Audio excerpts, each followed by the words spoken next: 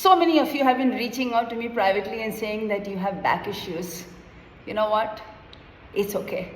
One of the biggest reasons for back issues are your back muscles are tight because you're seated on a chair almost all day long and you're leading a very sedentary life. And number two, you have very, very weak and tight back muscles. Let's fix that today by doing a stretch which you can do on a chair, at the edge of a chair or on a table. So today I'm going to do this stretch on a chair, on this table. So you're going to put our palms here. This is a table.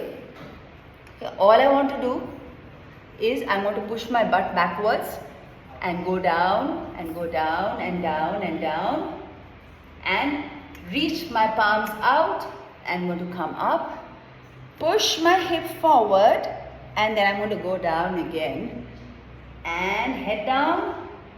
You don't have to look up, but your head should be right here, and round your back and come up. Okay? Do you think this was easy? Do you think this was doable? Just do it.